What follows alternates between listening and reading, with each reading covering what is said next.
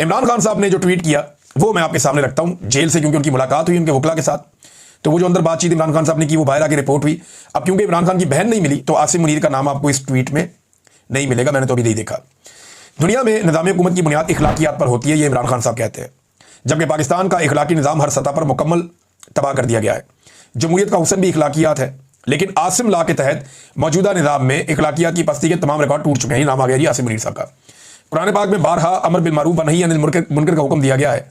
इस हुक्म की पैरवी करते हुए पूरी कौम का फर्ज बनता है कि हक के साथ और बातिल के खिलाफ डट जाए। मौजूदा निज़ाम जुल्म और इखलाकी गिरावट की वजह जिस डगर पर चल निकला है, इसका खात्मा यकीनन इसी निज़ाम की तबाही पर ही होगा। कौम को पैगाम देना चाहता हूं कि घबराना नहीं है, फतह आपकी ही होगी। अफगानिस्तान ना सिर्फ देरीना साथी है बल्कि बरादर इस्लामी मुल्क है। ऐसे में पूरी कौम और बिलखसूस खैबर पख्तूनख्वा हुकूमत का फर्ज बनता है कि मुश्किल की इस घड़ी में अफगानिस्तान के साथ इजहार यकजहती करें और जिस कदर मुमकिन हो उन्हें इमदाद फराहम करें।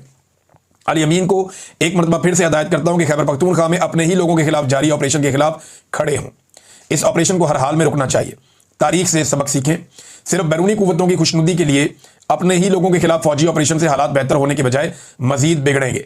मौजूदा सैलाबी सूरत हाल में हमारे बिलियन ट्री मनसूबे की अहमियत और ज़रूरत का एक मरतबा फिर भरपूर अंदाजा हो रहा है। तहरीक इंसाफ ने मेरे विजन की रोशनी में बिलियन ट्री सुनामी का आगाज किया, जिसको Boris Johnson, world economic forum समेत आलमी सतह पर शानदार पजीराई मिली। खैबर पख्तूनख्वा हुकूमत को हदायत करता हूं कि 10 बिलियन ट्री मुहिम पर असर नौ तवज्जो मरकूज करे। सोशल मीडिया भी इस ज़मन में आगाही मुहिम का आगाज करे ताकि दरख्त मौसमियाती तब्दीली के नतीजे में पैदा होने वाली तबाही के खिलाफ ढाल बन सके। इमरान खान साहब के ट्वीट का दूसरा हिस्सा, तमाम मजहबी तालीमात, मुआशरती इक़दार और इखलाकी ज़ाब्तों के बरखिलाफ जिस तरह मेरी एहलिया पर जुल्म किया जा रहा है वो इंतहाई शर्मनाक है। इन पर यह जबर सिर्फ इसलिए किया जा रहा है ताकि मुझे तोड़ा जा सके। लेकिन मैं बुशरा बीबी को खसूसी खराज तहसीन पेश करता हूँ कि तमाम तर मसाइब और सऊबतें भी उनके अज़म को मुतज़लज़ल नहीं कर सकीं और वो मेरे साथ खड़ी हैं। पाकिस्तान की सियासी तारीख में इस कदर वफाशार खातून की मिसाल नहीं मिलती जो ऐसे जुल्म और जबर के बावजूद डट कर खड़ी हैं।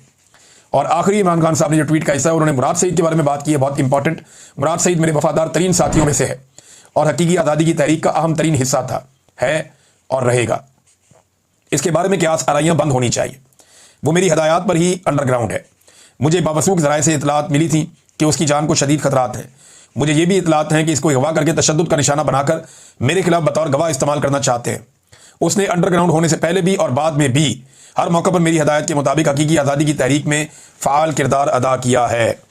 ये जनाब इमरान खान साहब ने बात की है मुराद सईद के बारे में। नाज़रीन, अमेरिका में एक डेवलपमेंट है और ये जो विल्सन साहब ने, जो अमेरिका के अंदर जो विल्सन है, ये आप सब इसको जानते हैं, ये रिप्रेजेंटेटिव है हाउस का, जो विल्सन अमेरिका में, और इसने भी ट्वीट किया है कि grateful to share this amendment was made in order by house rules committee this morning free Imran Khan. तो कमेटी ने कम से कम उसकी अप्रूवल दे दी है।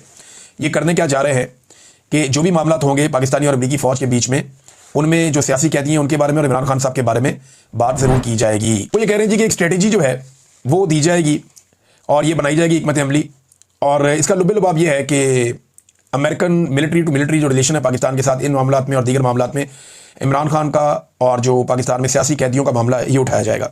ये पाकिस्तान तहरीक इंसाफ की इसको एक कामयाबी के तौर पे आप ले सकते हैं, लेकिन अभी फ़र्क नहीं पड़ेगा। वजह यह है कि अमेरिका के साथ अभी मौजूदा हुकूमत और एस्टेब्लिशमेंट ने एक सोने, तांबे और रेयर अर्थ मिनरल का एक मुआहदा किया है जिससे वो बहुत खुश हैं।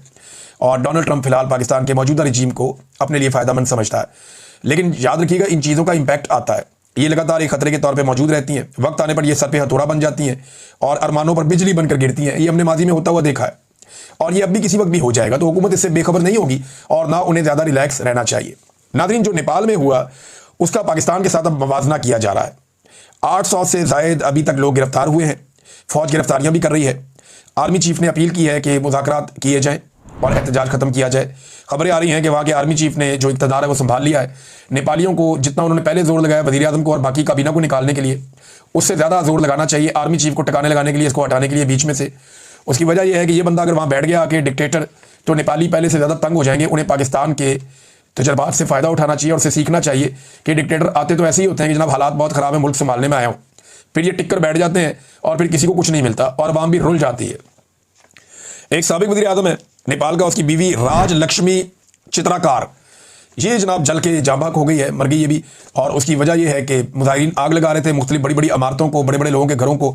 तो ये औरत अपने घर के अंदर मौजूद थी। एक साबिक वज़ीर आज़म की बीवी है, उस घर को आग लगी, ये वहां से बच नहीं सकी, ये वहां पे मर गई। आमिर मुगल साहब ने एक बड़ा इंटरेस्टिंग इसका मवाजना किया है। पाकिस्तान तहरीक इंसाफ के बड़े सरगर्म लीडर हैं। इन्होंने कहा जी कि पाकिस्तान की कुल आबादी 25 करोड़ है, जबकि कुल मुसल्ह फोर्सेज, फौज और पुलिस वगैरह सारे मिला के, पहला मिलिट्री सब, इनकी तादाद 17 लाख है, यानी कि हर 147 अफराद के ऊपर एक एहलकार है। जबकि नेपाल की कुल आबादी 3 करोड़ है और उनकी जो मुसल्ह फोर्सेज हैं सारी मिला के लगभग 2.5 लाख है, यानी वहां पे 118 अफराद पर एक मुसल्ह एहलकार है। पाकिस्तान में 147 पर एक है और नेपाल में 118 पर एक है। इसके बावजूद आज नेपाल के दरो दीवार अवामी ताकत के आगे लर्जा है, क्योंकि वहां के नौजवान सोशल मीडिया के साथ साथ ग्राउंड पर भी उतनी ही मेहनत करता है और मार खाता है। पाकिस्तानी नौजवानों, इमरान खान तुम्हारी खातिर 72 साल की उम्र में मार खा रहा है, तुम कब निकलोगे, ये सवाल उठा है। बहुत सारे लोग कह रहे हैं जब तक पाकिस्तानी इस तरह नहीं निकलेंगे तब तक बात नहीं बनेगी। देखें 4 मुल्कों में तो हमारे आसपास जो है वो दुर्गत बन गई हुक्मरानों की, और जूतियां छोड़ के भागे सारे। श्रीलंका में, बांग्लादेश में, नेपाल में, अफगानिस्तान में, यहां तो हो गया मामला। अब मामला पाकिस्तान में कब होगा? देखिए माहौल तो पूरा तैयार है। मिलिट्री एस्टेब्लिशमेंट से लोग शदीद नफरत कर रहे हैं, साथ ही साथ लोग शदीद नफरत कर रहे हैं जो मौजूदा हुक्मरान इस वक्त मौजूद है, और हुक्मरानों ने लोगों की ऐसी तैसी फेरने में कोई कसर भी नहीं छोड़ी हुई। तो किस वक्त लोगों का पारा हाई हो जाए इसके बारे में हम कुछ कह नहीं सकते, लेकिन ये होना है अल्टीमेटली, क्योंकि जुल्म बहुत बढ़ गया है। अंदाजा करें जो लोग सिर्फ रिपोर्ट करते हैं उनके साथ क्या होता है। शाकिर एवान साहब ये बड़े अच्छे जर्नलिस्ट हैं, बड़े शानदार जर्नलिस्ट हैं, कोर्ट रिपोर्टिंग करते हैं, सोशल इवेंट्स की रिपोर्टिंग करते हैं, पॉलिटिकल रिपोर्टिंग करते हैं, और इनका अपना एक अंदाज है बात करने का। तो शाकिर एवान साहब जो है उनके साथ जुल्म और बर्बरियत की जा रही है।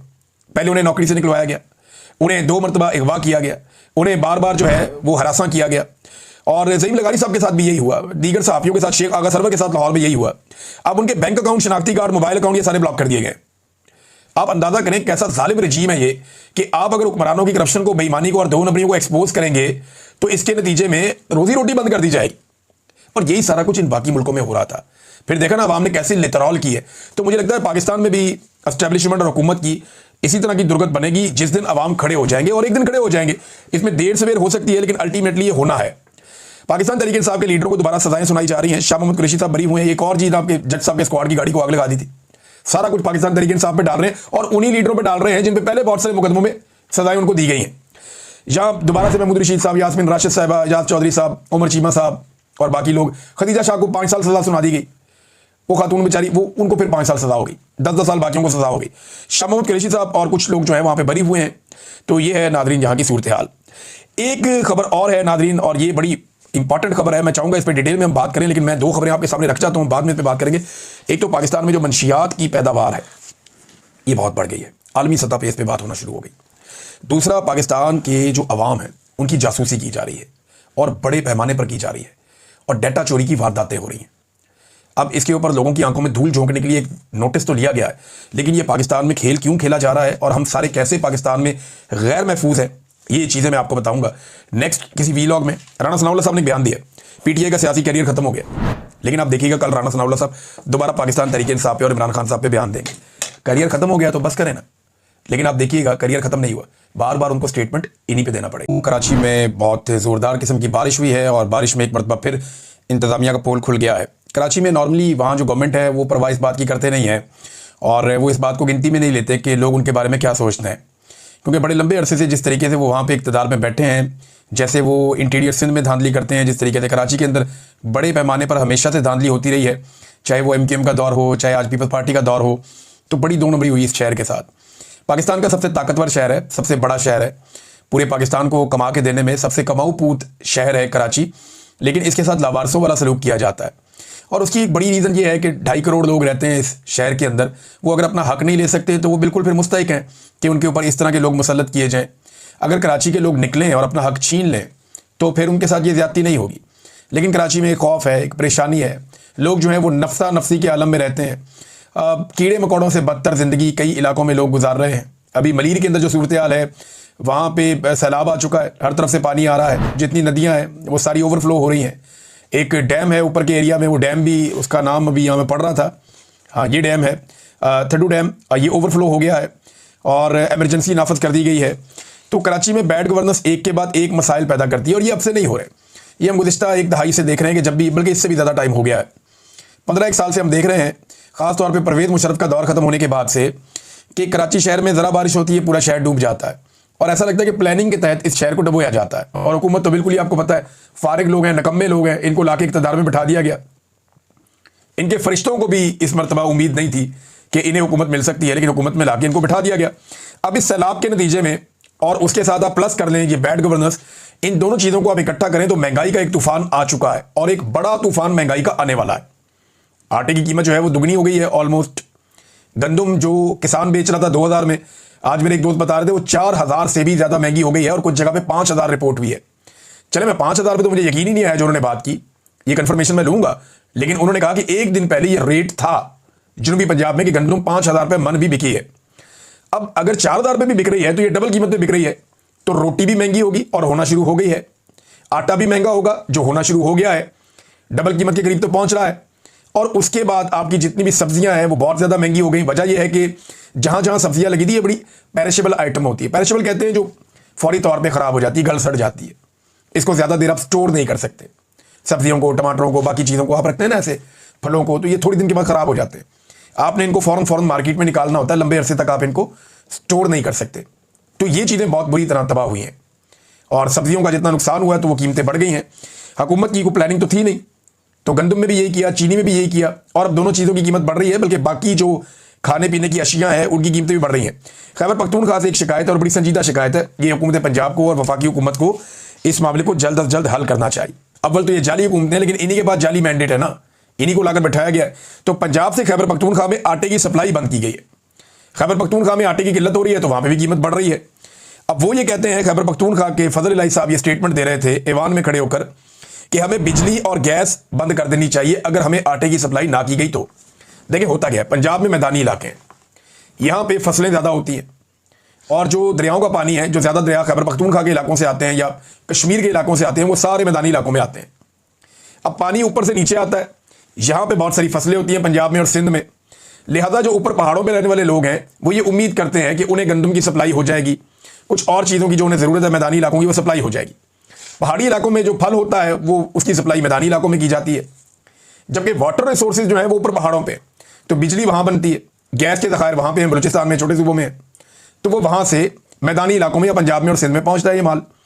अब वो ये कह रहे हैं कि हम गैस भी दे रहे हैं, बिजली भी दे रहे हैं, हमारे फल भी जा रहे हैं, बाकी चीज़ें भी जा रही हैं, पानी भी जा रहा है, तो ये कैसे मुमकिन है कि हमारी आटे की सप्लाई बंद कर दी जाए। तो उन्हें भी भूख लगती है, उन्हें भी ज़रूरत है। लेकिन मैंने देखा कि पहली मरतबा ऐसा हो रहा है कि ये पंजाब हुकूमत ज़रा बहुत अजीब तरीके से सोचती है और ये यानी तासुब ऐसा लगता है कि एक है इनके अंदर सूबों के खिलाफ, और वो दिखाई देता है बार बार। वो ये ताने भी देते हैं, खैबर पख्तूनख्वा में एक वाक़या हो जाए तो पूरा पंजाब इस काम पे लग जाता है कि टूरिज्म पे आप वहाँ आ जाएं। इनके अपने चुने हुए सहाफ़ी ये काम कर रहे होते हैं। बहुत अजीब काम है ना ये, आप नफरत नहीं फैला सकते लेकिन वहाँ फैलाई जाती है। पाकिस्तान में इस वक्त हालात ये पैदा हो गए हैं कि हफीज़ पाशा साहब एक सीनियर जो हैं वो इकोनॉमिस्ट हैं, उन्होंने बड़े वसूख के साथ ये बात की कि 50% से ज़्यादा हो जाएगी गुर्बत की शरह पाकिस्तान में। अच्छा, ये जो गुर्बत की शरह बताते हैं ना, ये गुर्बत की लकीर से नीचे रहने वाले लोग हैं, जो बिल्कुल ही बेड़ा गर्क हो गया, वो रोटी के लिए तरस रहे हैं जो लोग। तो पाकिस्तान में 50% से ज़्यादा इस सैलाब के बाद गुर्बत की लकीर से नीचे लोग चले जाएंगे। ये हालात पैदा हो गए और ये हालात इनकी नाअहली की वजह से पैदा हुए। 44% तक तो इन्होंने खुद पहुंचा दिए थे, फ्लड आ गया, इनकी नाअहली की वजह से और नीचे जाएगा पाकिस्तान। और जो 50% के अलावा है वो बहुत खुशहाल नहीं है, चंद फीसद लोगों को निकाल के।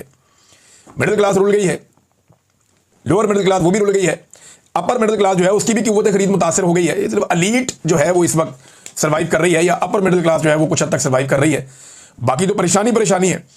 अब हालात ये हैं कि जो चावलों की फसल पाकिस्तान की तबाह हुई है उससे पाकिस्तान को जो एक्सपोर्ट्स के अंदर कमी आएगी, जो चावल पाकिस्तान बाहर भेजता है वो $3 अरब है, ये बहुत बड़ी अमाउंट है।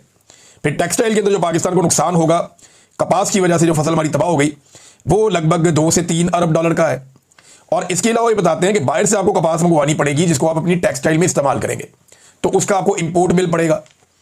तो ये सारा मिला के $7 अरब का चावल और कपास में सिर्फ पाकिस्तान को बड़ा नुकसान हो रहा है, जबकि 12.5 करोड़ से जायद की आबादी पाकिस्तान की गुर्बत की लकीर से नीचे जा चुकी होगी आने वाले दिनों में, हफीज पाशा साहब कह रहे हैं।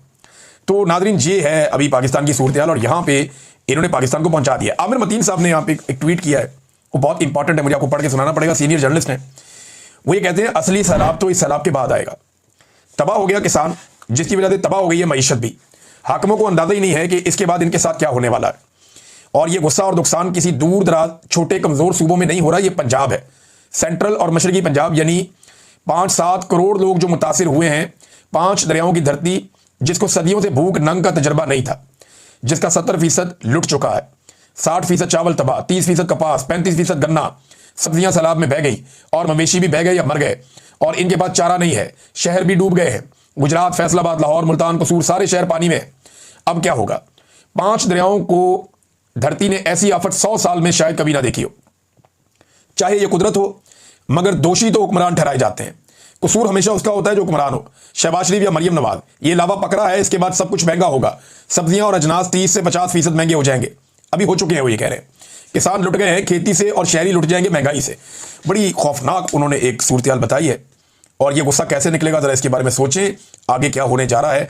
ये आमिर मतीन साहब के अल्फाज हैं, सीनियर जर्नलिस्ट हैं, बुजुर्ग सहाफ़ी हैं और वो नॉर्मली इतनी सख्त बात नहीं करते, लेकिन उन्होंने खुलकर बताया कि ये टिकटॉक से ये बला नहीं टलेगी और आपके लिए मुसीबतें बन जाएंगी। आपको जो काम करना था वो आप नहीं कर रहे। खुदारा टिकटॉक से जान छुड़ा लें। लाखों लोग और मवेशी मर रहे हैं, ऐसा 1000 साल में नहीं हुआ। इनकी मदद करें और अपनी ब्यूरोक्रेसी के सहारे ना रहें। तो ये जनाब आमिर मतीन साहब ने इनको नसीहत की है, लेकिन नसीहत पे ये अमल दरामद तो कम ही करते हैं क्योंकि मैंडेट नहीं है इनके पास अवाम का, ना ये अवाम के सामने जवाब दें। इमरान खान साहब ने जो ट्वीट किया वो मैं आपके सामने रखता हूं जेल से, क्योंकि उनकी मुलाकात हुई उनके